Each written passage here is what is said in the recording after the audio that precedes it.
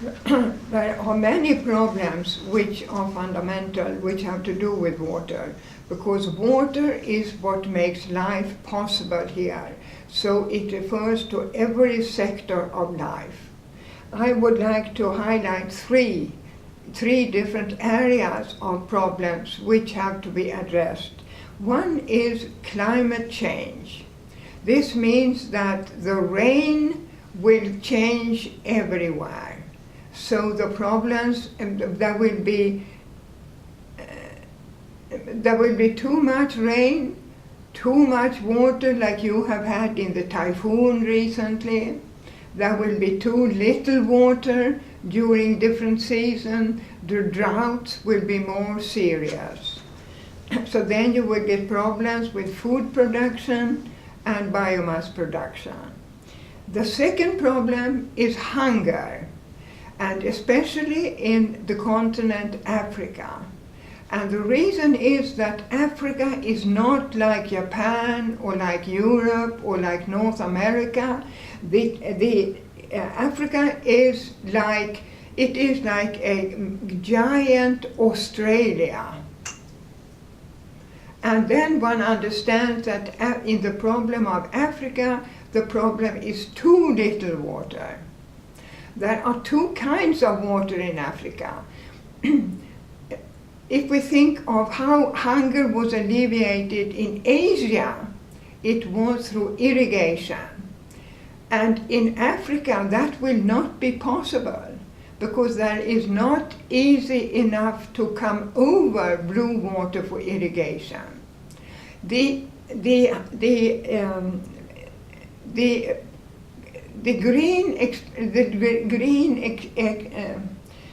green development in Asia was thanks to water coming down from Himalaya in huge amounts. So that food development was based on irrigation with water from Himalaya. In Africa, there is no Himalaya. There are isolated mountains which produce with much rain, which produces the runoff in the large rivers. And the rivers, these large rivers like the Nile River and the Niger River and the Okavango River, they go as corridors through the landscape. So they are not accessible for the poor farmers, because they don't live besides the large rivers. They lived on the savannah. So therefore, the solution for the poor farmers to get rid of the hunger is to better use the rain.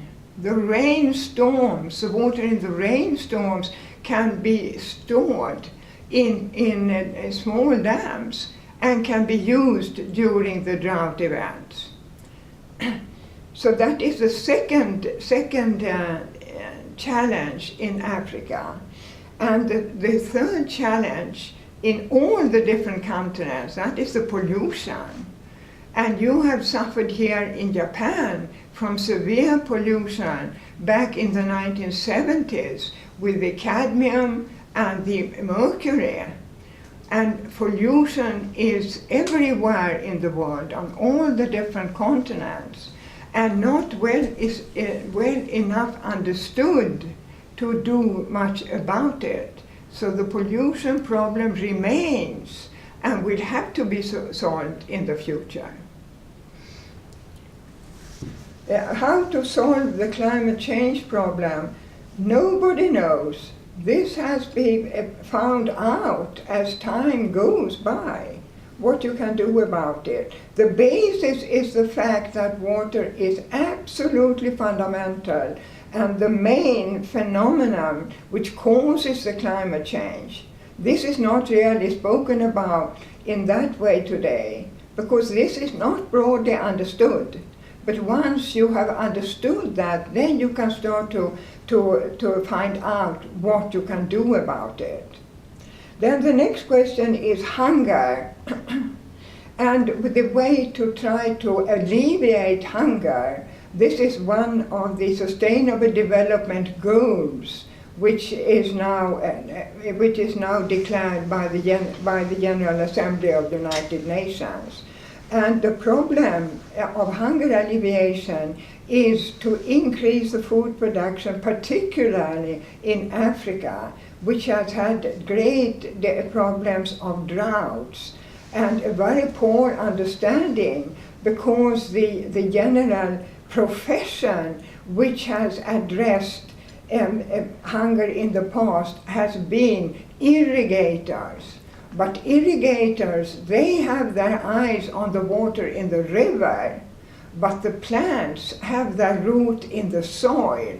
So it's a different kind of approach to alleviate hunger. You have to secure water in the soil.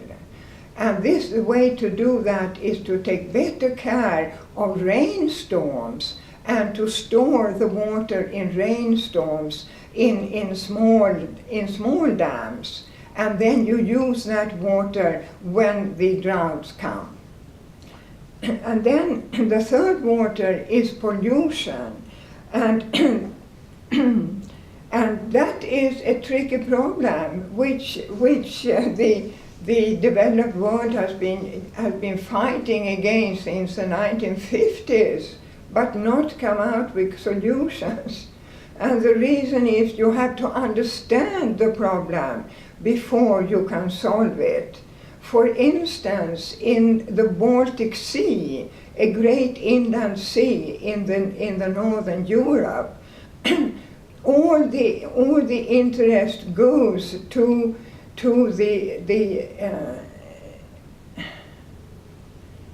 the nutrients, the fertilizer which are leaked out from land into the water.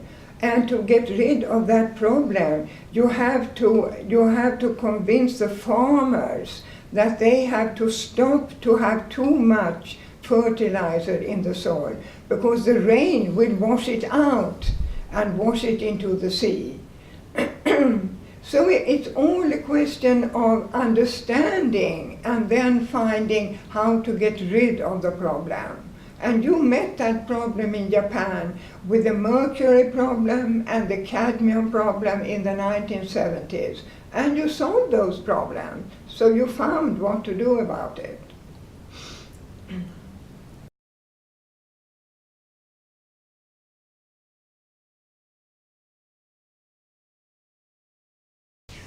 Well, the next generation will have to try to understand the problem of environmental challenges, where they come from, and what the consequence is. And then we are back to the climate change. When the climate change, the amount of water going in the soil and in the rivers will change. And then the water problems will change. And then the pollution problem remains.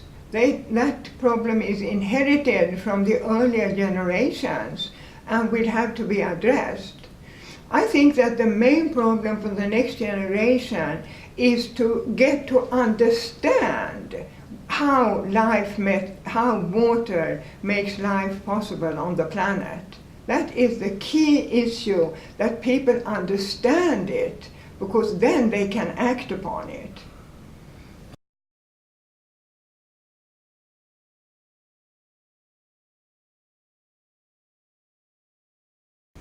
I think that if we can get the young generation to understand what the problems are, they can explain to their parents, so that the parents get to understand better, for instance, the climate change.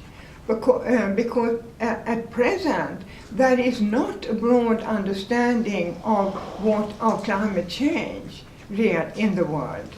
And climate change is to such a large degree related to the water situation. Too much water, too little water, too much droughts, etc.